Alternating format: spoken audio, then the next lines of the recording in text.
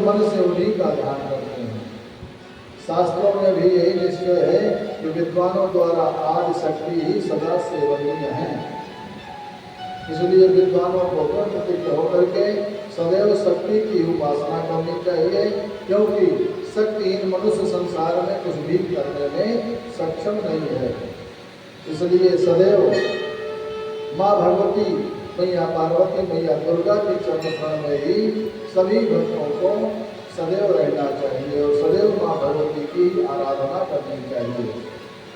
सूत जी कहते हैं कि माँ पार्वती के चरणों में यदि प्रेम किसी का हो जाए, माँ दुर्गा के चरणों में यदि प्रेम किसी का हो जाए, माँ पार्वती के चरणों में यदि प्रेम किसी का हो जाए,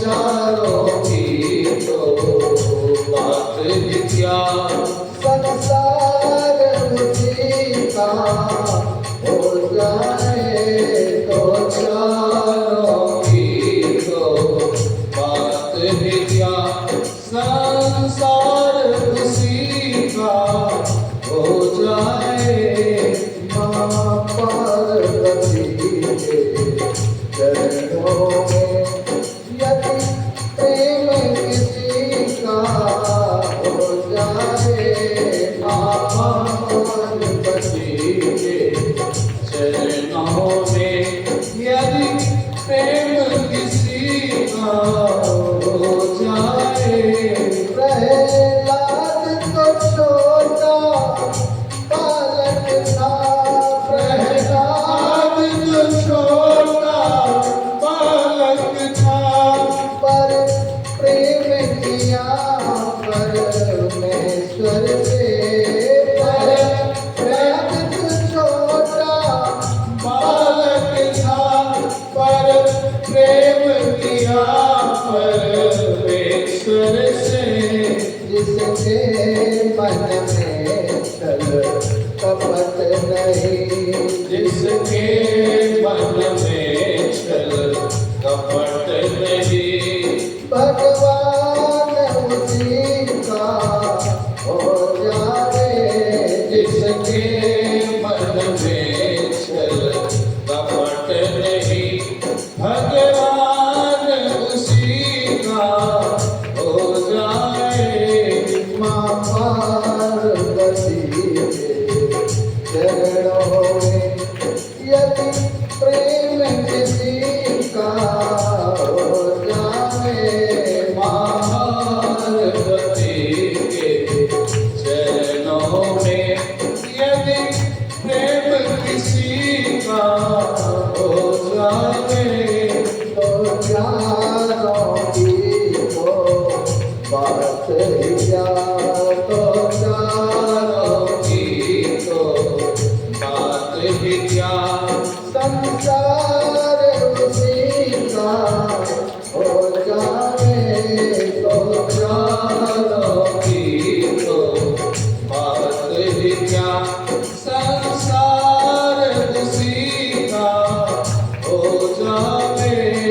रावण ने राम से बैर किया, रावण ने राम से बैर किया, अब तक पापी कहलाता है, बन भक्त विभीषण शरण गया, बन भक्त विभीषण शरण गया, घर द्वार उसी का हो जाए, बन भक्त विभीषण शरण गया, घर द्वार उसी का हो जाए, हाँ गीध जन्म आने से हो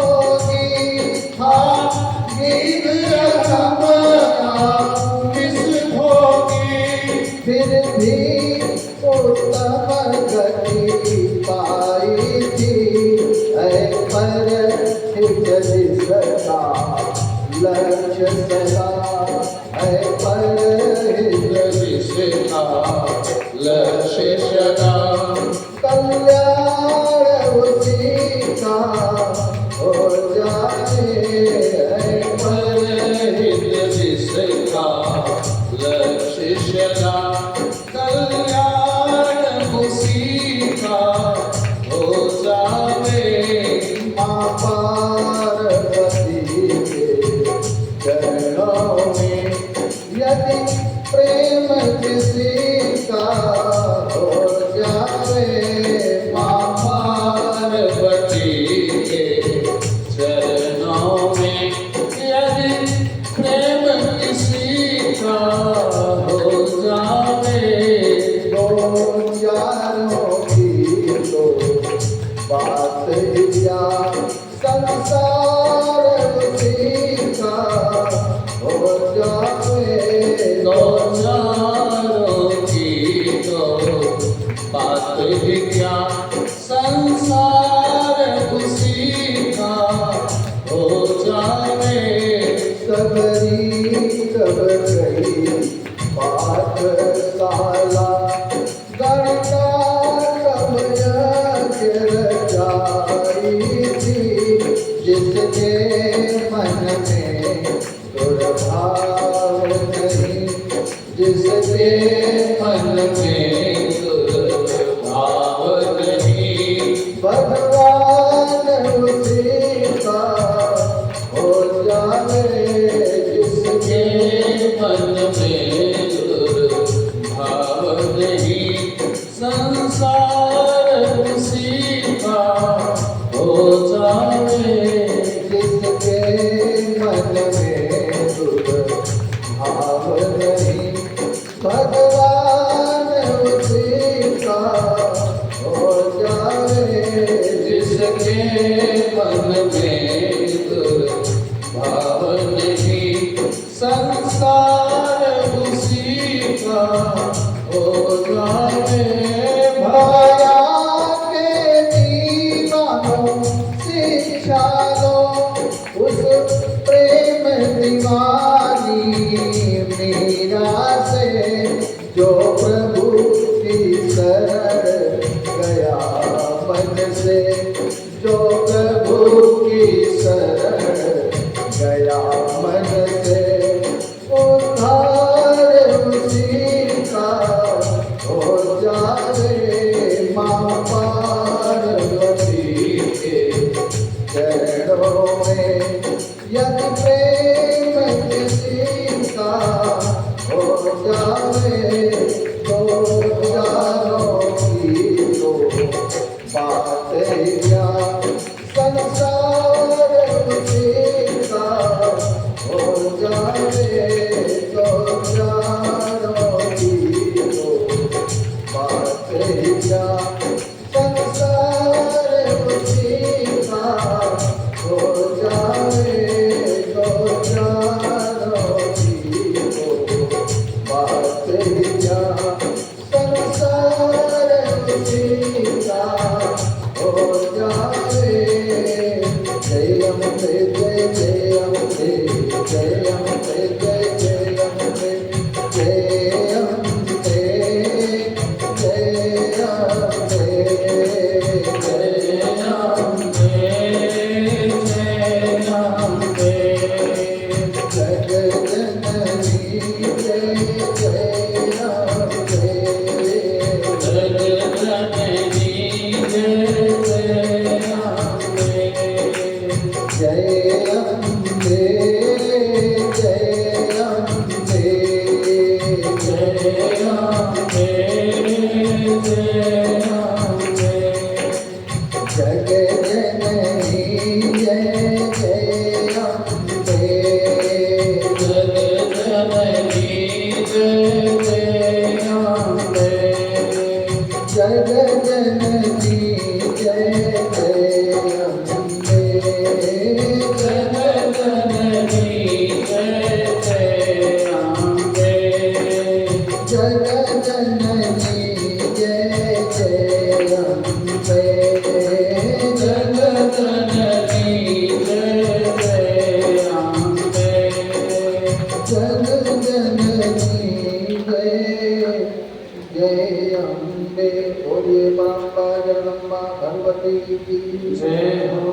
भद्रकाली मैया की जय हो। बोले श्रीमद देवी भागवत महापुराण की जय हो। सूत जी सौनक ऋषियों से कहते हैं कि हे ऋषियों, सभी भक्तों को चाहिए कि माँ भगवती की चरण शरण में ही अपने जीवन को लगाए रखें। और सूत जी सौनक ऋषियों से कहते हैं कि हे ऋषियों, जब भगवान विष्णु के शरीर से निद्रा देवी निकली और उनके शरीर के अंगों से श्रेष्ठ तामसी शक्ति आकाश में स्थित हो गई, तब भगवान विष्णु भी बार बार जमाई लेने लगे और बार बार जमाई लेते हुए उठ करके खड़े हो गए। और जब उठ करके विष्णु जी खड़े हुए हैं तो देखते क्या हैं, ब्रह्मा जी को देख रहे हैं कि ब्रह्मा जी कांपते हुए भयभीत खड़े हैं भगवान विष्णु के सामने। तब विष्णु जी ने ब्रह्मा जी से भयभीत होने का कारण पूछा। भगवान विष्णु कहते हैं कि हे ब्रह्मा जी, आप काहे को थर थर कांप रहे हो, क्या कारण है? तब ब्रह्मा जी भगवान विष्णु से कहते हैं, ब्रह्मोवाच त्वत्कर्णमल जो देव दैत्योचा मधुकैटभौ हन्तुं मां समुपायात घोर रूपौ महाबलौ। ब्रह्मा जी भगवान विष्णु से कहते हैं कि हे प्रभु, आपके कानों के मैल से दो दानव महाभयंकर एवं महाबलवान निकले हैं, उनका नाम मधु और कैटभ है। उन्हीं के भय से मैं आपके पास आया हूँ। हे जगदीश, आप मुझ कर्तव्य गुण की रक्षा करिए। मेरा विवेक कुछ काम नहीं कर रहा है, मैं क्या करूं क्या न करूं। हे प्रभु, आप हमारी रक्षा करिए प्रभु। ब्रह्मा जी की बात को सुनकर के भगवान विष्णु कहते हैं कि हे ब्रह्मा जी, अब आप हमारे पास आ गए हैं तो आप निर्भय हो जाइए, आप डरिए मत। उन दोनों की मृत्यु निकट है, इसीलिए वे यहाँ युद्ध करने के लिए आएंगे और मैं उन दोनों दैत्यों का वध कर दूंगा। विष्णु भगवान की और ब्रह्मा जी की बात आपस में हो ही रही थी कि तभी मधु और कैटभ ब्रह्मा जी को खोजते खोजते वहीं पर आ गए और आकर के कहने लगे कि ब्रह्मा, तू वहां से भाग करके यहाँ चला आया है, मैं तुझे कब से खोज रहा हूँ और तू भागता फिरता है।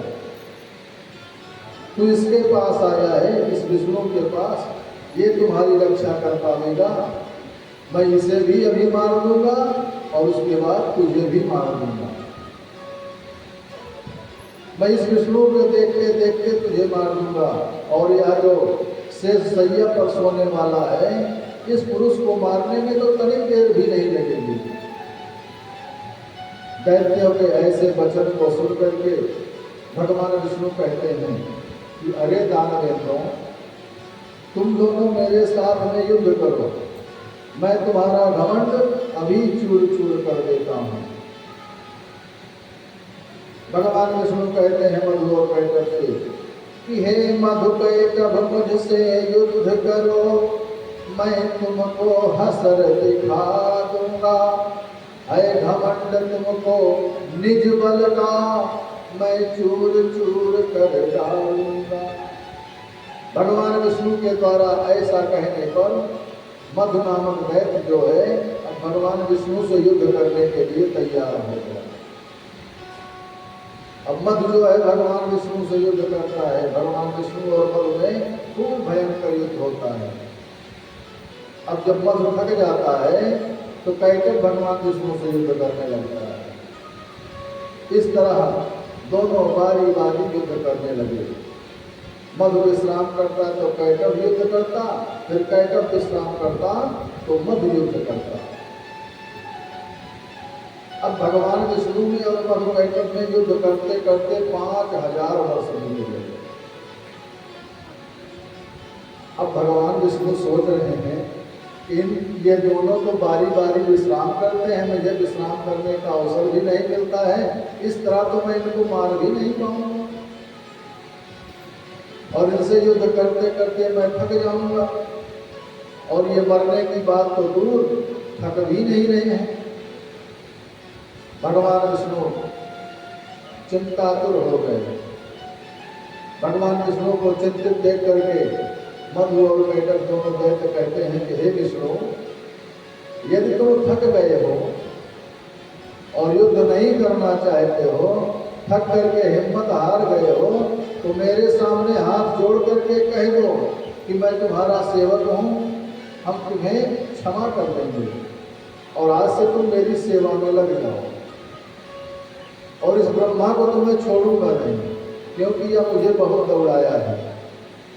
आज हम तुमको क्षमा कर देंगे और इस 4 मुख वाले ब्रह्मा को अवश्य मार देंगे। तो भगवान विष्णु कहते हैं, श्रांते भीते त्यक्शस्त्रे पतिते बालके तथा प्रहरन्ति न वीरास्ते धर्मेश सनातनः। भगवान विष्णु मधु और कैटभ से कहते हैं कि हे दैत्यों, सनातन धर्म कहता है कि थके हुए, डरे हुए, शस्त्र को त्यागे हुए और युद्ध क्षेत्र में गिरे हुए एवं बालक पर वीर लोग प्रहार नहीं करते हैं। मैंने तुम्हारे साथ 5 वर्ष युद्ध लगातार किया, मैं अकेला हूँ और तुम 2-2 हो। एक विश्राम करता है तो जो एक युद्ध करता है, फिर दूसरा विश्राम करता है तो पहला युद्ध करता है। मैं लगातार तेरे साथ युद्ध कर रहा हूँ, 5 वर्षों से मैंने विश्राम भी नहीं किया, मुझे भी तो विश्राम करना चाहिए। अब मुझे विश्राम कर लेने दो, उसके पश्चात मैं तुमसे युद्ध पुनः करूंगा। विष्णु जी के वचन को सुन करके दोनों दैत्य विष्णु जी की बात को मानते हैं और कहते हैं कि ठीक है विष्णु, तू भी विश्राम कर ले, उसके बाद मैं तेरे साथ युद्ध करूंगा और तेरी हत्या करूंगा, तुझे मार दूंगा। अब भगवान विष्णु विश्राम करने गए और विश्राम करते हुए मन में विचार कर रहे हैं कि मुझे लगता है कि ये दोनों दानव जो है भगवती देवी से वरदान प्राप्त कर चुके हैं और इसीलिए ये थक नहीं रहे हैं। अतः मैं इनको तभी मार सकता हूँ जब भगवती देवी की कृपा मुझे प्राप्त हो जाए। वही जगत माता ही सबकी मनोकामनाओं की पूर्ति करने वाली हैं, इसलिए मैं उन्हीं भगवती की चरण शरण में चलता हूँ। भगवान विष्णु विचार कर रहे हैं कि जग जननी देवी जग माता, मैं शरण उन्हीं की जाऊंगा और उनके प्रसन्न होने पर ही मैं इनका वध कर पाऊंगा। ऐसा विचार करते ही भगवान विष्णु ने आकाश में स्थिति भगवती शिवा को देखा, मैया भगवती दुर्गा को देखा और उनको देख करके भगवान विष्णु मधु और कैटभ के विनाश हेतु भगवती की स्तुति करने लगे। भगवान विष्णु भगवती की स्तुति कर रहे हैं, कहते हैं कि हे माँ, नमो देवी महामाये सृष्टि संहार कारिणी अनादि निधने चंडी भोक्ति मोक्ति प्रदेशिवे। भगवान विष्णु कहते हैं कि हे जगत माता, हे महामाया, हे भोक्ति मुक्ति प्रदायिनी, मैं विष्णु आपको बारंबार प्रणाम करता हूँ। मैया आप मुझ पर कृपा करिए माँ। हे अम्बे, ब्रह्मा जी के बार बार जगाने पर भी मैं आपके प्रभाव से अचेत रहा। जब आपने अपना प्रभाव मुझसे हटाया तो मैं निद्रा से जागा और ब्रह्मा का कथन सुन करके उन दानवों से अनेक प्रकार से युद्ध करना प्रारंभ किया। लेकिन बहुत समय तक युद्ध करने के बाद मुझे ज्ञात हुआ कि ये दोनों दैत्य आपके वरदान के कारण ही अजय बन चुके हैं, इनको जीता नहीं जा सकता है। अतः हे भैया, अब आप मेरी सहायता करो। मैं युद्ध करते करते बहुत थक गया हूँ, मेरा मन खिन्न हो गया है। भगवान विष्णु के ऐसा कहने पर परम्बा भगवती मुस्कुराती हुई कहती है कि हे देवों के देव, हे विष्णु, अब आप उनसे पुनः जाकर के युद्ध करो। आप जाकर के उन दानवों से पुनः युद्ध करिए, उनको मैं छल पूर्वक मोहित करके आपके द्वारा मरवा दूंगी, आपके हाथों ही मरवाऊंगी। मैं अपनी वक्र दृष्टि से उनको मोहित कर दूंगी। अतः हे नारायण, आप उसी समय जब उनको मोहित मैं करूं तो आप उसी समय उन दोनों का वध कर देना, विलंब मत करना। भगवती देवी के ऐसा कहने पर भगवान विष्णु पुनः युद्ध स्तर पर पहुंचे हैं। उन दोनों दैत्य भी पुनः वहां आकर के कहने लगे कि हे विष्णु, ठहरो, हार और जीत तो प्रारब्ध है, हार और जीत को प्रारब्ध के अधीन समझ करके हमारे साथ युद्ध करो। आपने दानव शत्रु होकर के बहुत से दैत्यों को हराया है और अनेकों को मारा है, परंतु आज इस समय तो आपको मुझसे हार मानना ही पड़ेगा। आप मुझसे जीत नहीं सकते हो, क्योंकि भगवती ने मुझे आशीर्वाद दिया है कि देवता और दानव कोई भी मुझे परास्त नहीं कर सकता है। मेरी मृत्यु तो मेरी इच्छा से होनी है, और भला मैं क्यों इच्छा करूंगा मरने की, तो तुम मुझे कभी परास्त कर ही नहीं सकते हो। आओ मुझसे युद्ध करो। इस प्रकार कह करके दोनों मधु और कैटव जो है, दोनों दैत्य भगवान विष्णु पर मुष्टि प्रहार करने लगे। भगवान ने भी अपना बचाव करते हुए उनके ऊपर वार किया। भयंकर युद्ध होने लगा और युद्ध करते करते भगवान विष्णु ने भगवती की तरफ दीन दृष्टि से देखा, कातर दृष्टि से देखा। भगवान की ऐसी दीन दशा को देख करके जगदम्बा ने दोनों दैत्यों को देख करके हंसने लगी। दूसरे काम बाणों के समान मंद मुस्कान युक्त से तथा प्रेम भाव से भरे अपने कटाक्षों से उन दैत्यों पर प्रहार कर दिया। दोनों दैत्य भगवती के कटाक्ष को देख करके मोहित हो गए, भगवती के मुखारविंद को देख करके मोहित हुए और मधु कैटव अपने ऊपर देवी की विशेष अनुकंपा जान करके खड़े हो गए। भगवती की तरफ देखते ही रह गए, युद्ध करना बंद कर दिए।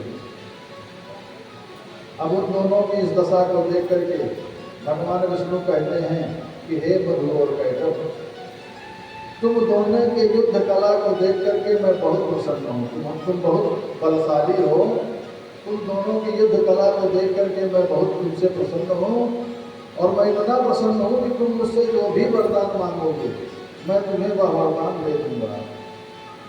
अब भगवान विष्णु की बात को सुन करके मधु कैटव कहते हैं कि अच्छा, मैं तुमसे ज्यादा बलवान हूँ, तुम मुझे वरदान दोगे, मैं भी तुम्हारी युद्ध कला से प्रसन्न हूँ, तुम जो चाहो मुझसे वरदान मांग सकते हो।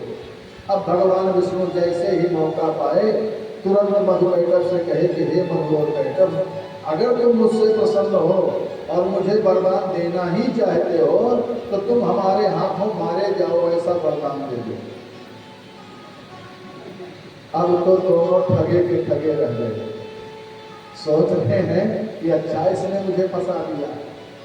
तुरंत बात को पलट दिए, कहते हैं नहीं नहीं, पहले तुमने मुझे वरदान देने के लिए कहा है, पहले तुम मुझे वरदान दो।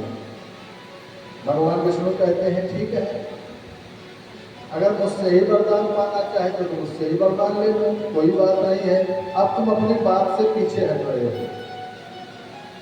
दोनों आपस में विचार करते हैं और कहते हैं कि बात से पीछे हटना उचित नहीं है। फिर भगवान विष्णु से कहते हैं कि ठीक है विष्णु, तुमने मुझसे वरदान मांगा है, तुम मुझे मारना चाहते हो तो ठीक है, तुम्हारे हाथों ही मेरी मृत्यु हो, लेकिन मेरी मृत्यु के लिए कोई आधार चाहिए। जल राशि पर मैं नहीं मरना चाहता हूँ।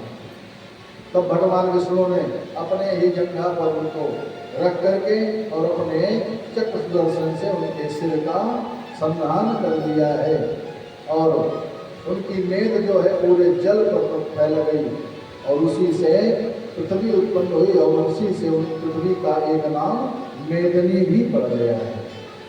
बोलिए पृथ्वी मैया की जय हो। भगवान ने चक्र से दोनों के सिर को काट दिया है, उनकी मेद उनकी चर्बी से पूरा समुद्र पट गया है, तभी से पृथ्वी का एक नाम मेदनी भी पड़ गया है। सभी भक्तों को माँ भगवती की उपासना करनी चाहिए और माँ भगवती की चरण शरण में ही रहना चाहिए। भगवान विष्णु भी माँ भगवती की आराधना स्तुति कर रहे हैं, प्रसन्न हैं और कहते हैं कि हे माँ, आपकी बड़ी कृपा हुई, आपने कृपा की और आपकी कृपा से ही मधु और कैटभ नामक दोनों दैत्यों का संहार हुआ है।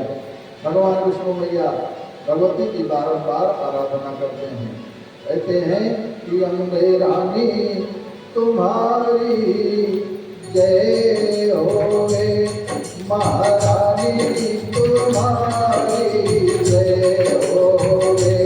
अम्बे रानी तुम्हारे जय होवे, महारानी तुम्हारे जय होवे। अम्बे रानी तुम्हारी जय होवे, अम्बे रानी तुम्हारी जय होवे, महारानी तुम्हारी जय होवे।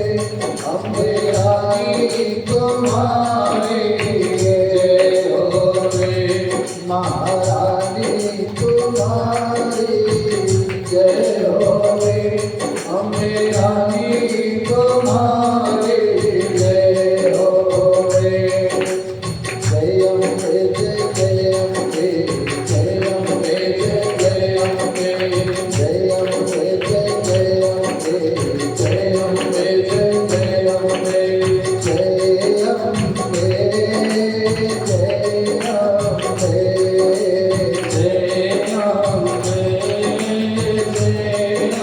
अम्बे। भगवान विष्णु मैया पर भगवती से कहते हैं कि हे माँ, आपने ही कृपा की है, आपने ही मुझे संभाला है, तभी हमने मधु और कैटभ नामक दैत्यों का वध किया है माँ। अगर आप ही कृपा न करती, आप ही न संभालती, तो मैं कैसे संभालता माँ। भगवान विष्णु मैया से कहते हैं, हे माँ, तू न संभाले तो हमें कौन संभाले। तू न संभाले तो हमें कौन संभाले। तू न संभाले तो हमें कौन संभाले।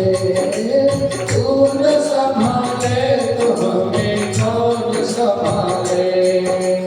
तेरा वाली मेहरा वाले भक्त काली माँ, तू न संभाले तो हमें कौन संभाले। तू न संभाले तो हमें कौन संभाले।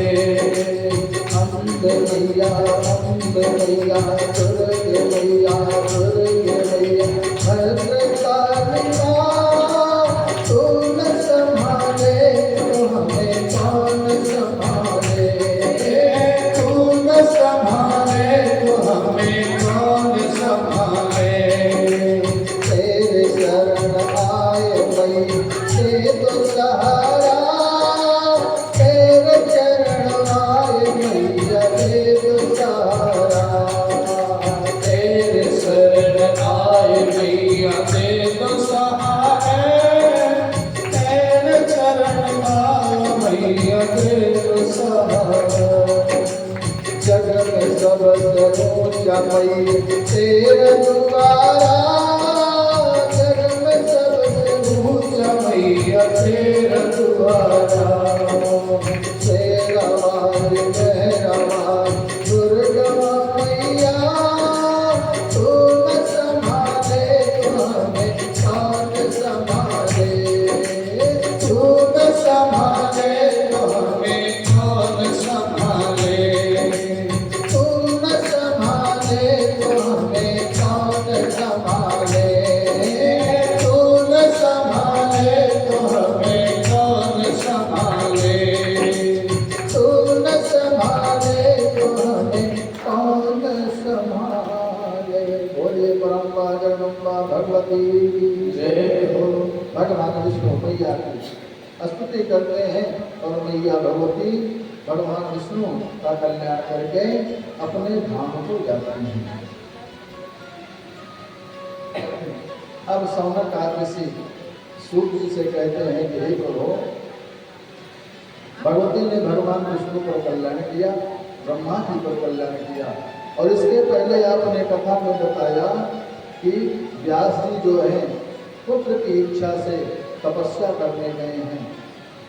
व्यास जी का क्या हुआ? सूत जी कहते हैं कि हे सौनक विष्णु, व्यास जी ने भगवती की आराधना की, तपस्या की, और भगवती ने प्रसन्न होकर के व्यास जी को सुखदेव नाम का पुत्र प्रदान किया है। पुत्र पैदा हुआ, पुत्र धीरे धीरे बड़ा हुआ, और उत्पन्न होते ही दिव्य शिशु बड़ा हुआ, और व्यास जी ने उसका उपनयन संस्कार आज करवाया है। उपनयन आदि संस्कार किए, सब देव दरस को आते हैं, असुख देव नाम रखबे देगा, व्यास अधिक हर्षाते हैं। व्यास जी के पुत्र सुखदेव जी ने बृहस्पति जी को अपना गुरु मान करके विधिवत ब्रह्मचर्य धारण करके वेद शास्त्रों का गुरुकुल में ठहर करके अध्ययन किया, और वेद शास्त्रों का अध्ययन करने के पश्चात गुरुदेव भगवान बृहस्पति को दक्षिणा दे करके पुनः अपने पिता व्यास जी के पास वापस आए। सुखदेव जी को आया जान करके व्यास जी अपने पुत्र सुखदेव को बारंबार आलिंगन करते हैं, स्नेह करते हैं, हृदय से लगाते हैं और आनंद से रहने लगते हैं।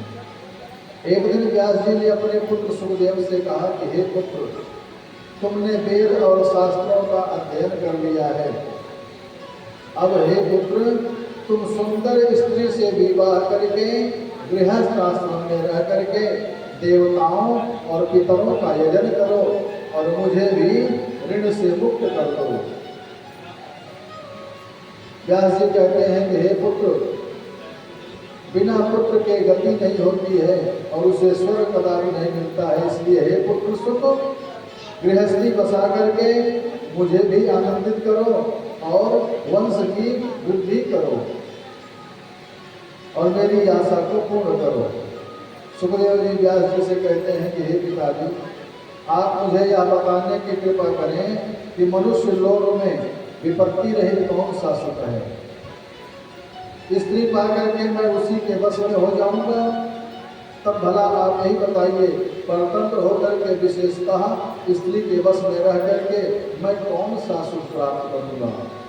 अतः हे पिताजी, मैं विवाह करने की इच्छा नहीं रखता हूँ।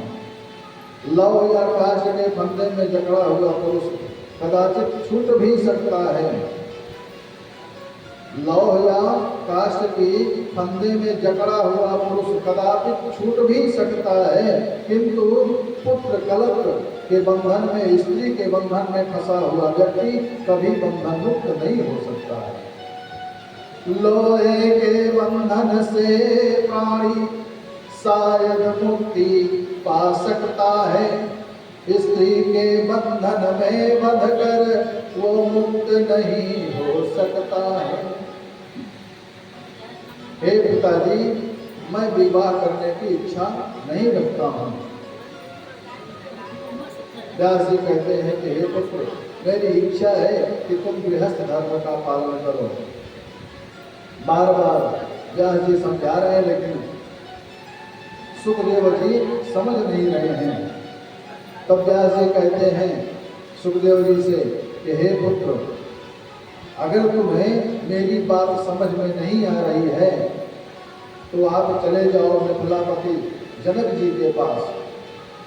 जो जनक जी विदेह राज हैं, विदेह कहे गए हैं, राज्य सत्ता को चलाते हुए भी, गृहस्थ आश्रम में रहते हुए भी बैरागी हैं, विदेह कहे गए हैं। जाकर के उनसे बात करो, उनसे अपने मन की शंकाओं को व्यक्त करो और उनसे अपनी शंका को दूर करो। अनेक प्रकार से व्यास जी सुखदेव जी को समझाते हैं। कहते हैं कि हे पुत्र, मिथिला नरेश श्री जनक राय ज्ञानी विदेह कहलाते हैं, कैसे करते हैं राजकाज और जीवन मुक्त कहाते हैं। अब पिता की बात को सुनकर के सुखदेव जी कहते हैं कि द्रष्टुमिच्छाम्यहं भूपं विदेहं नृपसत्तमा कथं तिष्ठति संसारे पद्मपत्रमिवाम्भसि। सुखदेव जी कहते हैं कि हे पिताजी, अब आप ऐसी बात कह रहे हैं कि राजा जनक राज्य करते हुए भी विदेह कहाते हैं, तो मैं राजा जनक को अवश्य देखना चाहता हूँ कि वे जल में कमल पत्र की भांति संसार में किस प्रकार रहते हैं। भला भोगा हुआ भोग अभोग कैसे हो सकता है, किया हुआ कर्म अकर्म कैसे हो सकता है, इंद्रियों का सहज व्यवहार किस प्रकार से छोड़ा जा सकता है। एक पुत्र का अपनी माता, पत्नी, बहन तथा किसी असती स्त्री के साथ भेदभाव का संबंध क्यों नहीं होगा, और ऐसा होने पर व्यक्ति जीवन मुक्त कैसे हो सकता है। क्या राजा जनक को शत्रु और मित्र की पहचान नहीं होगी, क्या उन्हें भूख प्यास नहीं लगती होगी, और ऐसा अगर सब होता है तो विदेह कैसे कहे जा सकते हैं। अपने पिता की बात को सुनकर के अब सुखदेव जी राजा जनक से मिलने की इच्छा करते हैं। अपने पिता को प्रणाम करके अब सुखदेव जी राजा जनक से मिलने के लिए तैयार होते हैं। व्यास जी ने देखा कि मेरा पुत्र जनक जी से मिलने की इच्छा रखता है, तो व्यास जी ने कहा कि हे पुत्र, तुम्हारा कल्याण हो। जनक जी से मिलने तो जा रहे हो, लेकिन उनसे मिल करके पुनः मेरे पास चले आना, वहीं से कहीं आगे मत चले जाना, क्योंकि हे पुत्र, मैं तुम्हारे बिना रह नहीं सकता हूँ। हे पुत्र, जनक जी से मिल करके अपने मन के संदेह को दूर करके फिर आश्रम में वापस आ जाना। सुखदेव जी पिताजी को प्रणाम करके अनेक मनोवृक्षों, नगरों, देशों, तपस्वी जनों को मिलते जुलते आगे बढ़ते हैं, और श्री सुखदेव जी 2 वर्षों में मेरु पर्वत और 1 वर्षों में हिमालय को पार करते हुए मिथिला देश जा पहुंचे हैं। वहां पहुंच करके उन्होंने मिथिला की जनता को सदाचार संपन्न और ऐश्वर्य संपदा से युक्त देखा। सुखदेव जी नगर द्वार पर जाकर के खड़े हो गए। द्वारपाल ने पूछा कि आप कहाँ से आ रहे हैं, आपके आने का हेतु क्या है, किस कारण से आए हैं। हे ब्राह्मण देवता, बिना मेरी महाराज की आज्ञा से आपको नगर में प्रवेश नहीं दिया जाएगा। अज्ञात कुल वाले अनजाने व्यक्ति को यहाँ पर प्रवेश वर्जित है। अब सुखदेव जी कहते हैं कि आशा रहित पुरुष को सदैव सुख प्राप्त होता है, प्रारब्ध का भोग सबको भोगना पड़ता है, चाहे शुभ हो या अशुभ हो। मैं तो महाराज जनक को विदेह नाम सुन करके उनसे मिलने बड़ी उत्सुकता से आया था, किंतु उनके नगर में तो प्रवेश करना ही वर्जित है। हे द्वारपाल, इसमें आपका कोई दोष नहीं है, सेवक को तो स्वामी की आज्ञा का पालन करना ही पड़ता है। इसमें तो सदैव मेरा ही दोष रहा जो मैं राजा जनक को विदेह सुन करके उनसे मिलने आया। मैंने ही गलती की। मेरे पिता ने कहा राजा जनक विदेह हैं, और नगर में प्रवेश करते ही पता चल गया कि वो विदेह नहीं है। द्वारपाल ने जब उनकी बात सुनी तो उन्हें ज्ञानी समझ करके प्रणाम किया और कहा कि हे प्रभु, मैंने आपको यहाँ रोक करके बड़ा अपराध किया है, उसके लिए आप मुझे क्षमा करें। अब आप कृपा करके मुझे यह बताइए कि सुख क्या है और दुख क्या है। आप परम ज्ञानी समझ पड़ते हो प्रभु, आप मुझे बताइए कि सुख क्या है, दुख क्या है, और शत्रु कौन है और मित्र कौन है। सुखदेव जी द्वारपालों से कहते हैं कि हे द्वारपालों, इस संसार में जिसको राग है वही रागी है, उसे अनेक प्रकार के सुख एवं दुख भोगने ही पड़ते हैं। धन, पुत्र, कलप, मान, प्रतिष्ठा और विजय प्राप्त करके ही सुख प्राप्त होता है, और इनके न मिलने पर प्रतिक्षण महान दुख होता है। जो हमारी इच्छा होती है, जो हम चाहते हैं, अगर वह हमें प्राप्त हो जाता है तो सुख की प्राप्ति होती है। और हमारी इच्छा जब नहीं पूर्ति होती है, हमारे सोचे गए कार्य नहीं होते हैं, तो वही दुख का कारण है। जो सुख के साधनों में विघ्न डाले, जो हमारे सुख के साधनों में विघ्न डाले, वही हमारा शत्रु है। और जो सुख के साधनों में सहयोग करे, वही हमारा मित्र है। चतुर मनुष्य को हमें फंसता नहीं है, किंतु मूर्ख जो है सदैव आसक्त रहता है। काम, क्रोध, प्रमाद आदि अनेक प्रकार के शत्रु हैं, किंतु व्यक्ति का सच्चा बंधु संतोष है। प्राणी का सच्चा मित्र केवल और केवल संतोष है। जिसके मन में संतोष नहीं है, वो कभी सुखी नहीं रह सकता है। सुखदेव जी की बातों को सुन करके द्वारपाल ने ज्ञानी समझ करके और एक रमणीय कक्ष में प्रवेश कराया है। उसमें उन्होंने अनेक प्रकार के क्रय विक्रय से सजी हुई दुकानों देखी हैं। श्रेष्ठ जनों से सुशोभित धन धान्य से पूर्ण विशाल नगर देखा है। और जैसे ही राजभवन की ओर बढ़े हैं, द्वारपाल ने उनको वहीं रोक दिया। सुखदेव जी वही काष्ठ की भांति द्वार पर खड़े हो गए। थोड़ी देर बाद राजमंत्री ने आकर के हाथ जोड़ करके राजभवन के दूसरे कक्ष में सुखदेव जी को प्रवेश कराया है। वहां पर दिव्य रमणीय सुंदर उपवन था। दिव्य वृक्ष शोभा पा रहे थे और उसे दिखा करके मंत्री ने उनका यथोचित आतिथ्य सत्कार किया। वहां पर सुखदेव जी की सेवाओं में काम शास्त्र में निपुण वीरांगनाओं को नियुक्त किया गया और नियुक्त करके राजमंत्री वहां से चले गए। सुखदेव जी को जितेंद्रिय जान करके वीरांगनाएं उनकी परिचर्या करने लगी। लेकिन व्यासनंदन पुत्र सुखदेव जी ने उन्हें माता के भाव से देखा और उनकी चेष्टाओं को देख करके भी श्री सुखदेव जी शांत चित्त होकर के ध्यान मग्न बैठे हैं। सूत जी सौनक आदि ऋषियों से कहते हैं कि हे ऋषियों, सुखदेव गए मिथिला नगरी, वहाँ मंडली बड़ी खुशहाली थी।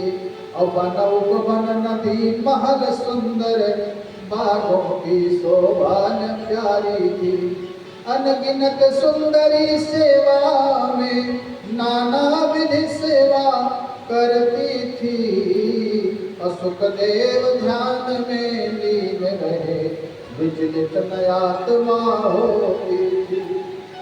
सुखदेव जी को आया हुआ जान करके अब महाराज श्री जनक जी अपने पुरोहित को आगे करके मंत्रियों सहित सुखदेव जी के पास पहुंचे हैं।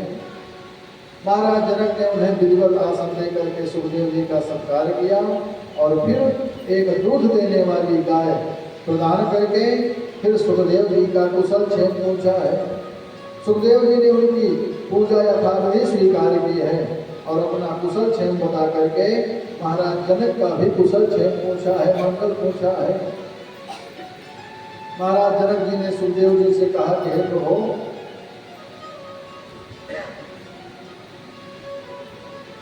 आपका मेरे यहाँ आगमन किस प्रयोजन से हुआ है?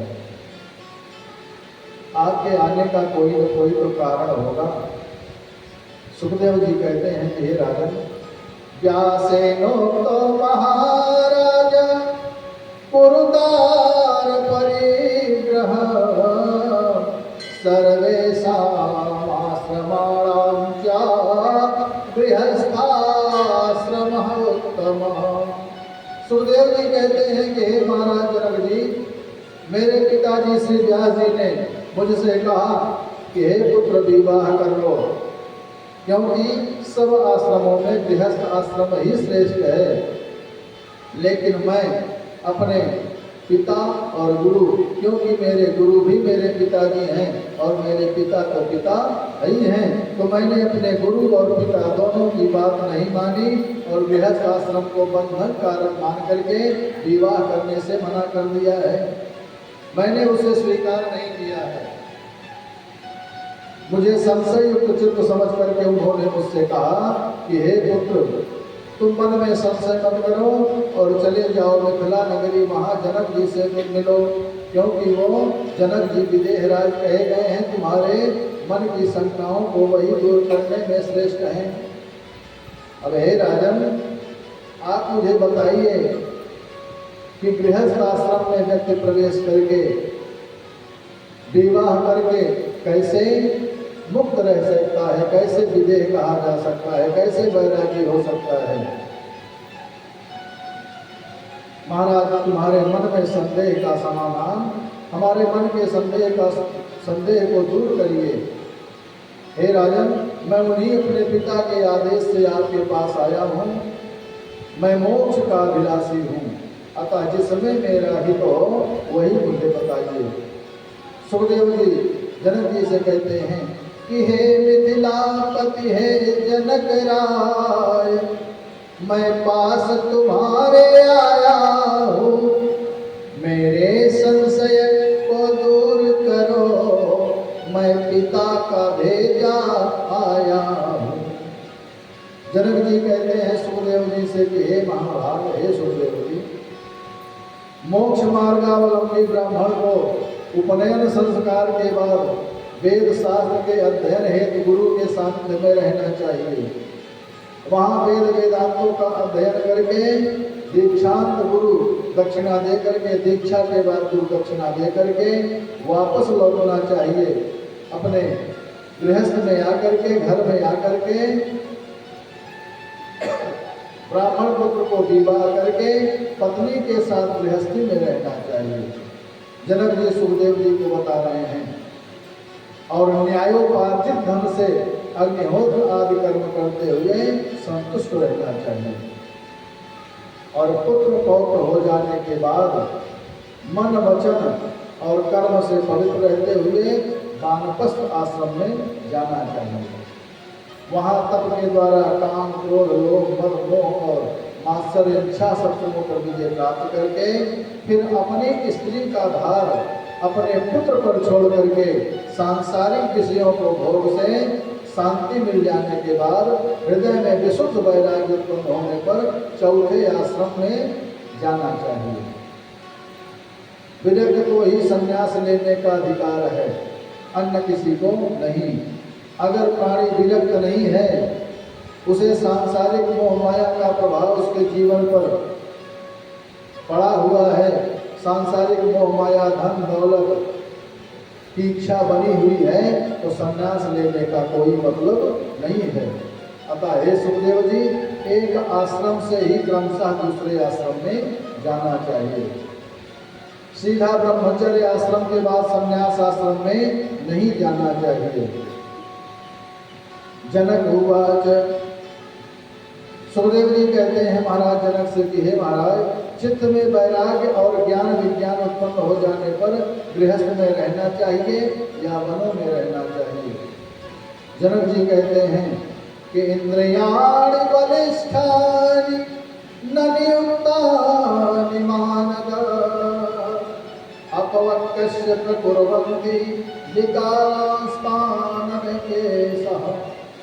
हे सुखदेव जी, हे ब्रह्मा देवता, इंद्रियां बड़ी बलवान होती हैं, वे बस में नहीं रहना चाहती हैं। वे अपरिपक्व बुद्धि वाले मनुष्य के मन में नाना प्रकार के विकार उत्पन्न कर देती हैं। यदि मनुष्य के मन में भोजन की, शयन की, सुख की और पुत्र की इच्छा बनी ही रहे तो वह सन्यासी होकर के भी कुछ कर पाने में सक्षम नहीं है। अगर प्राणी संन्यास धारण कर लेता है तो उसे फिर परिवार, पुत्र, धन की इच्छा नहीं होनी चाहिए। अगर उसे अपने परिवार, पुत्र, धन की इच्छा है तो वह सन्यासी कहने का अधिकारी नहीं है। महाराज जनक जी सुखदेव जी से कहते हैं कि हे ब्राह्मण देवता, ऊंचे स्थान पर सोने वाला मनुष्य नीचे गिरता है, लेकिन जो नीचे सोने वाला है वह कहाँ गिरेगा। संन्यास ग्रहण कर लेने पर अगर पुनः प्राणी भ्रष्ट हो जाए तो वह पुनः कोई दूसरा मार्ग नहीं प्राप्त कर सकता है। इसलिए अपने मन को शुद्ध करके, विचार को शुद्ध करके तभी संन्यासाश्रम में प्रवेश करना चाहिए। महाराज जनक जी सुखदेव जी से कहते हैं कि हे ब्राह्मण देवता, मुझे देखिए, मैं राज्य कार्य करता हुआ भी जीवन मुक्त हूँ। मैं अपनी इच्छानुसार सभी कार्य करता हूँ, किंतु मुझे कोई शोक या हर्ष नहीं सताता है। ना तो मैं प्रसन्न होता हूँ और ना तो मैं दुखी होता हूँ। जिस प्रकार मैं अनेक भोगों को भोगता हुआ तथा अनेक कार्यों को करता हुआ भी किसी भी वस्तुओं में आसक्त नहीं हूँ, उसी प्रकार हे ब्राह्मण देवता, आप भी मुक्त हो जाएंगे। सभी तीर्थों में घूमते हुए वहाँ बार बार स्नान करके भी यदि मन निर्मल नहीं हुआ तो सब व्यर्थ है। अनेक तीर्थ स्थान बार बार गंगा स्नान करने पर भी अगर मन शुद्ध नहीं हुआ तो सारे तीर्थ स्नान पे जाना, बार बार गंगा स्नान करना सारा व्यर्थ है। अब सुखदेव जी कहते हैं राजा जनक जी से कि हे राजन, आपने जो भी बताया उस बात को सुन करके अब मेरे मन में और संशय बन गया। हे राजन, वेद धर्मों में भी हिंसा का बाहुल्य है। अब आपकी बात पर मुझे संशय हो रहा है कि आप इतने बड़े राज्य को चलाते हैं, क्या आपके मन में कभी किसी के प्रति ईर्ष्या भाव नहीं होता होगा? किसी को आप दंड नहीं देते हैं या किसी को सम्मानित नहीं करते हैं? अगर आप ऐसा करते हैं तो आप विदेह राज कैसे कहे जाते हैं? सुखदेव जी कहते हैं कि मनुष्य के मन में स्थित मोह को दूर करने के लिए केवल वेद शास्त्र का बोध ही समर्थ नहीं है। केवल दीप जलाने को कहने मात्र से अंधकार दूर नहीं हो जाता है। दीप को जलाना पड़ता है, दीपक को जलाना पड़ता है। हे राजन, आप भी धन प्राप्ति की कामना, राज सुख, युद्ध और विजय प्राप्त करने की अभिलाषा क्या आपके मन में शांत हो गई है? अगर ऐसा आपके मन में नहीं हुआ तब आप जीवन मुक्त कैसे हो सकते हो? हे राजन, क्या आपको तीखा, कसैला, खट्टे रसों का अनुभव नहीं होता है? तीखा, मीठा, खट्टा आपको अनुभूति नहीं होती है? अगर ऐसी अनुभूति होती है तो हे राजन, आपका चित्त शुभ कर्मों में नहीं रमता है। आप कैसे विदेह कहे जा सकते हो? ये अवस्थाएं अभी आपको समयानुसार होती ही होंगी, तब भला आपको तुरीय अवस्था कैसे प्राप्त हो सकती है? हे राजन, स्वल्पाहारी अटल व्रत वाले जो वैखानस मुनि हैं, वे इस संसार की अनित्यता को जानते हुए भी इसमें आसक्त हो जाते हैं। आपके राज्य में राज्य करने वाले राजाओं को विदेह कहा जाता है।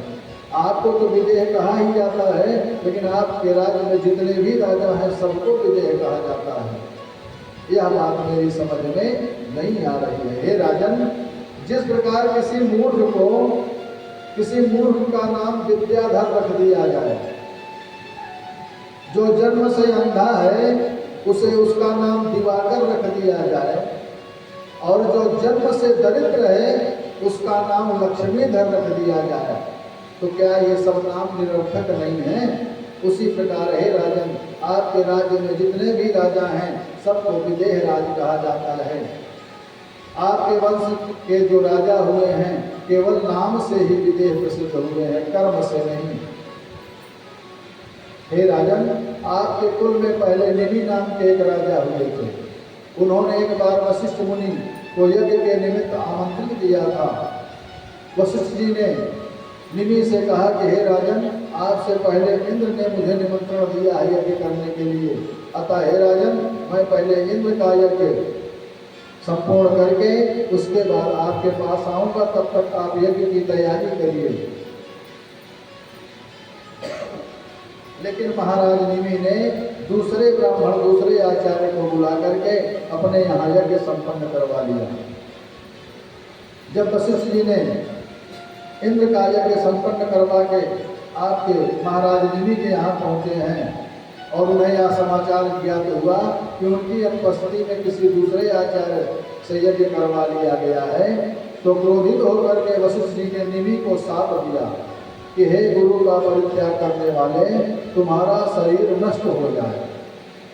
तो इस बात को सुन करके राजा नेमि ने भी वशिष्ठ जी को शाप दिया कि आपका भी शरीर नष्ट हो जाए। अतः हे राजन, विदेह होकर के भी राजा नेमि ने गुरु को शाप क्यों दिया? अगर उन्हें विदेह कहा गया है, आपके यहाँ सभी राजाओं को विदेह कहा जाता है, तो उन्हें क्रोध कैसे आया? और क्रोध करके गुरुदेव भगवान वशिष्ठ जी को शाप क्यों दिया? और गुरुदेव भगवान वशिष्ठ जी के कहने पर दूसरे आचार्य को बुला करके यज्ञ क्यों संपन्न कराया? अनेक प्रकार से सुखदेव जी राजा जनक को कहते हैं कि हे राजन, यह तो मुझे परिहास का प्रतीक होता है। अब जनक जी कहते हैं कि हे सुखदेव जी, आपने जो कुछ भी कहा सब कुछ सत्य कहा। गुरु व्यास जी, आप अपने पिता को त्याग करके वन में जाना चाहते हो ना? जनक जी सुखदेव जी से कहते हैं कि हे ब्राह्मण देवता, आप अपने पिता को त्याग करके वन में जाना चाहते हो ना? ठीक है, आपकी इच्छा बढ़िया है, लेकिन यह बताइए कि वहाँ पर मृग आदि में क्या आपका स्नेह नहीं रहेगा? पृथ्वी जल आदि भी महाभूत सर्वत्र विद्यमान है, भोजन आदि की चिंता क्या आपको नहीं सताएगी? अतः मन को नियंत्रण में रखना बड़ा ही दुष्कर है। मिथिला नरेश जनक जी पुनः सुखदेव जी से कहते हैं कि हे मुनिवर, जब आप वन में रहेंगे तो वहाँ पर भी आपको दंड, कमंडल और मृगचर्म की चिंता तो बनी ही रहेगी। उसी प्रकार मुझ राजा को भी अपने राज्य संबंधी चिंता तो बनी ही रहती है। जनक जी कहते हैं कि हे ब्राह्मण देवता, देहोयम मम बंधोयम न ममेति च मुक्तता तथा धनम गृहम राज्यम न ममेति च निश्चयः। हे ब्राह्मण देवता, यह शरीर मेरा है, यही बंधन का कारण है। यह शरीर मेरा नहीं है, ऐसा निश्चय ही मुक्ति है। और यह गृह संपत्ति राज्य मेरा नहीं है, मैं ऐसा दृढ़ निश्चय कर चुका हूँ। अब सूत जी कहते हैं सौनक आदि ऋषियों से, हे ऋषियों, महाराज जनक जी का उपदेश सुन करके सुखदेव जी बड़े प्रसन्न हुए और उनसे आज्ञा लेकर के अब व्यास जी के पास आश्रम को पुनः वापस आए हैं। व्यास जी ने आश्रम में आए हुए सुखदेव जी को देख करके सुखदेव जी को हृदय से लगा करके उन्हें बारंबार स्नेह किया है और सुखदेव जी अपने पिता को बारंबार प्रणाम करते हैं। और समय आने पर सुखदेव जी राज्य करते हुए महात्मा जनक की विदेहावस्था को देख करके अपने पिताजी व्यास जी के पास आकर के परम शांति से रहने लगे। संत जन शांति के बारे में कहते हैं कि जब तक जीव के मन में, प्राणी के मन में शांति नहीं होता, संतोष नहीं होता, तब तक किसी भी प्रकार की कोई व्यवस्था उसे सुख नहीं दे सकती है। सबसे परम सुख है संतोष धन। जीव के जीवन में चाहे जितना भी धन आ जाए, लेकिन संतोष धन नहीं है, शांति नहीं है, तो समझो उसके जीवन में कुछ भी नहीं है। सूत जी कहते हैं कि मन में शांति होनी चाहिए। एक भजन के माध्यम से सूत जी समग्र आदर्शों को बताते हैं कि मन शांति सरोवर नहाया करो, मन शांति सरोवर नहाया करो, मन शांति सरोवर नहाया करो, मन शांति सरोवर नहाया करो, मन शांति सरोवर नहाया करो, मन शांति सरोवर नहाया करो। शांति बिना कोई नहाना नहीं है, शांति बिना कोई नहाना नहीं है, शांति बिना कोई नहाना नहीं है, शांति बिना कोई नहाना नहीं है। चाहे गंगा में गोता लगाया करो, चाहे गंगा में गोता लगाया करो। साधक कहते हैं कि हे मन, अगर मन में शांति नहीं है तो चाहे दिन रात 24 घंटे ही रात दिन गंगा में ही डूबे रहो, लेकिन कोई फायदा नहीं होने वाला है। मन में शांति होनी चाहिए। एक बार भी आप गंगा स्नान मत करो, लेकिन मन में शांत चित्त से जहाँ पर हो वहीं पर ध्यान दे करके आप गंगा में स्नान कर सकते हो और उसी स्नान से आपका फायदा हो जाएगा।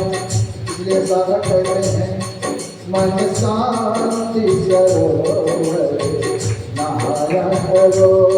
मन शांति सरोवर नहाया करो। शांति बिना कोई पूजा नहीं है। शांति बिना कोई पूजा नहीं है। चाहे मंदिर में घंटा बजाया करो। चाहे मंदिर में घंटा बजाया करो। साधक कहते हैं कि हे प्राणियों, शांत भाव से जब तक पूजा नहीं होगी, दिन भर मंदिर में बैठ करके दिन भर घंटा बजाते रहो, कोई फायदा होने वाला नहीं है। अगर सच्चे मन से श्रद्धा भाव से आपने भगवान का ध्यान किया तो भगवान आपका निश्चित कल्याण करेंगे। और मन आपका भगवान में है नहीं, बढ़िया तो 4 बोरा फूल लेकर के भगवान को चढ़ाते रहो, खूब हल्दी अक्षत सिंदूर धूप दीप नैवेद्य करते रहो, लेकिन मन आपका कहीं और है तो इस पूजा का कोई फायदा नहीं मिलने वाला है। इसलिए अपने मन को भगवान में शांति भाव से लगाने की आवश्यकता है। संत कहते हैं मन शांति सरोवर नहाया करो। मन शांति सरोवर नहाया करो। शांति बिना कोई भजन नहीं है। शांति बिना कोई भजन नहीं है। चाहे माला के माला घुमाया करो। चाहे माला पे माला घुमाया करो। साधक कहते हैं कि प्राणियों, चाहे दिन भर माला लेकर के माला जपते रहो, लेकिन मन जब तक आपका भगवान में नहीं लगेगा, दिन भर माला घुमाने का कोई फायदा नहीं है। भगवान का एक ही बार ध्यान करो, लेकिन सच्चे मन से ध्यान करो, भगवान उसी एक क्षण में प्रसन्न हो जाएंगे। लेकिन दिन भर माला लेकर के जपते रहो, ध्यान कहीं दूसरी जगह रहे, बैठ करके माला जप रहे हैं, उसके बाद बेटा आया, भैया धान लग गया कि नहीं, फिर राम राम राम राम राम राम राम राम, फिर बेटा भैंसिया को चारा मिला कि नहीं, फिर माला घुमाना राम राम राम राम राम राम राम राम। गैया दूध दी कि नहीं, बछड़े को चारा दिया गया कि नहीं। अगर मन हमारा संसार में ही लगा है तो माला घुमाने का कोई मतलब नहीं है। एक क्षण ही भगवान का हम ध्यान करें, लेकिन भक्ति भाव बड़े ही भाव से भगवान का ध्यान करें, हमारे प्रभु प्रसन्न होकर के हमारा कल्याण निश्चित करेंगे। साधक कहते हैं शांति बिना कोई भजन नहीं है। शांति बिना कोई भजन नहीं है। चाहे माला पे माला घुमाया करो। चाहे माला पे माला घुमाया करो। मन शांति सरोवर नहाया करो। मन शांति सरोवर नहाया करो। शांति बिना कोई भोजन नहीं है। शांति बिना कोई भोजन नहीं है। चाहे खट रस भोजन पाया खाया करो, चाहे खट रस भोजन पाया करो, चाहे छप्पन भोग लगाया करो, चाहे छप्पन भोग लगाया करो। साधक कहते हैं कि हे प्राणियों, शांति के बिना कोई भोजन अगर ग्रहण किया जाता है, शांति मन में नहीं है तो 56 भोग भी बेकार है। और मन में शांति है, संतोष है, तो सिर्फ दाल और रोटी मिल जाए तो उसी में मन संतुष्ट हो जाता है। और साधक क्या कहते हैं, शांति बिना कोई गाना नहीं है, शांति बिना कोई गाना नहीं है, चाहे पंचम स्वर में गाया करो, चाहे पंचम स्वर में गाया करो। साधक कहते हैं कि हे प्राणियों, भगवान नाम संकीर्तन करते समय, कोई भी गीत संगीत गाते समय अगर मन में प्रसन्नता नहीं है, भाव से कीर्तन भजन नहीं किया गया, तो उस कीर्तन भजन का कोई लाभ नहीं है। हम शोर मचाते रहें, बढ़िया ढोल तबला तारगन खूब हाव हाव हाव हाव करता रहे और कोई शब्द समझ में ही ना आवे, तो ऐसे कीर्तन भजन करने का कोई मतलब नहीं है। कोई भी व्यवस्था ना हो, हम बड़े भाव से भगवान नाम संकीर्तन करें, हमारे प्रभु प्रसन्न होकर के हमारा कल्याण निश्चित करते हैं। तो साधक कहते हैं, शांति बिना कोई गाना नहीं है, शांति बिना कोई गाना नहीं है, चाहे पंचम स्वर में गाया करो, चाहे पंचम स्वर में गाया करो। मन शांति सरोवर नहाया करो, मन शांति सरोवर नहाया करो। और ये शांति सरोवर मिलेगा कहाँ?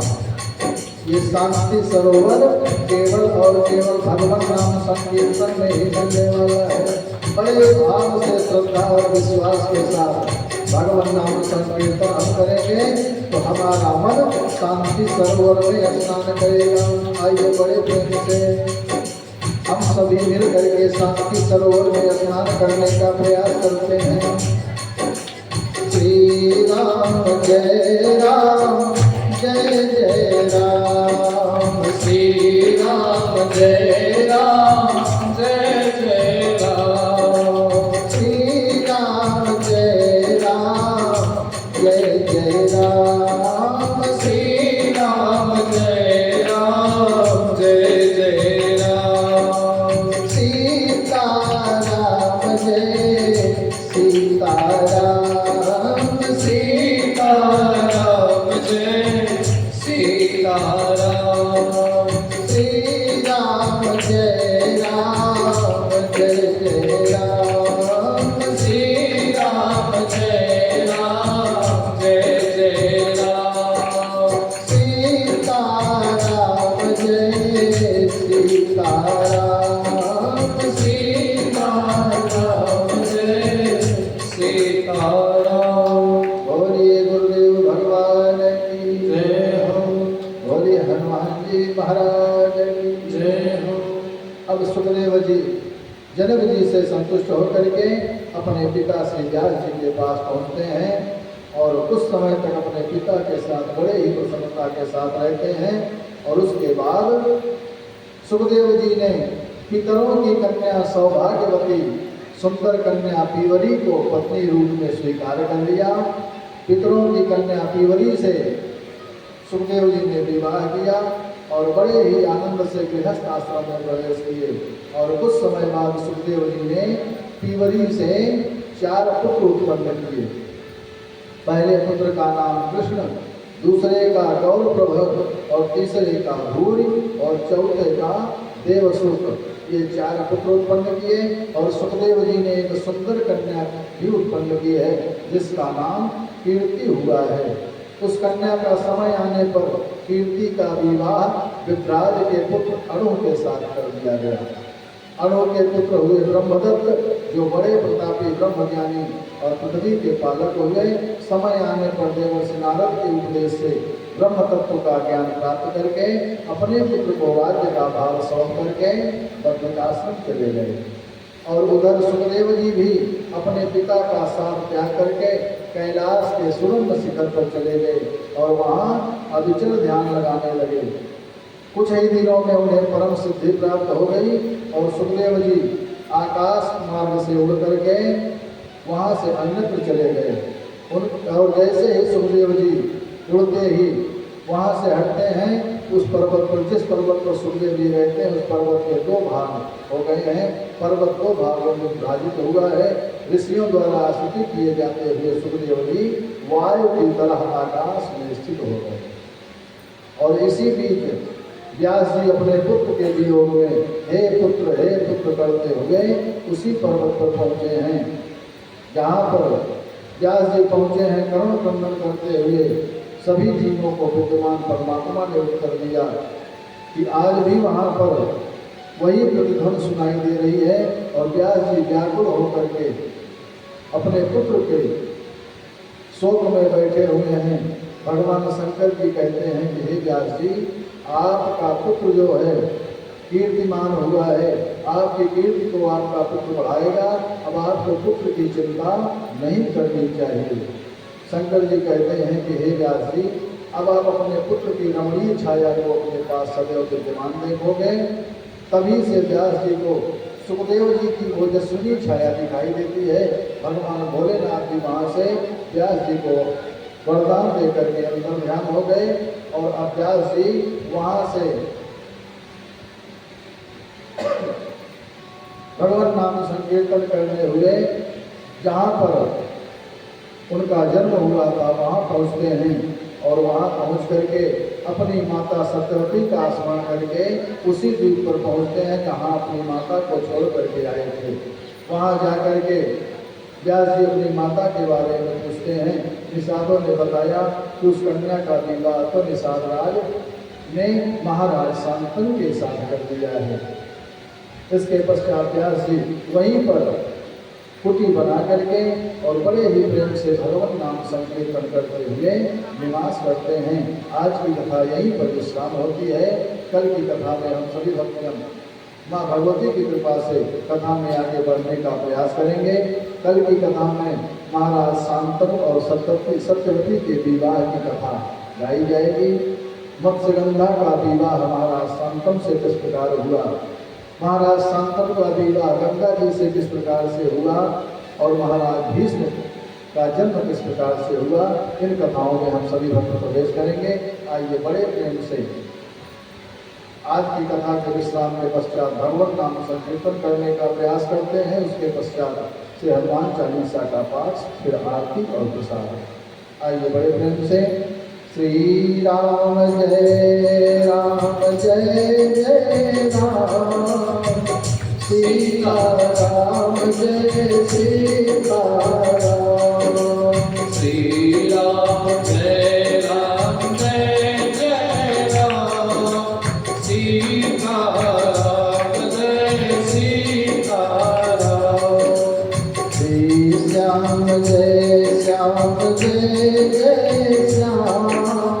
राधे श्याम जय राधे श्याम, श्री श्याम जय श्याम जय श्याम, राधे श्याम जय श्री शिव जय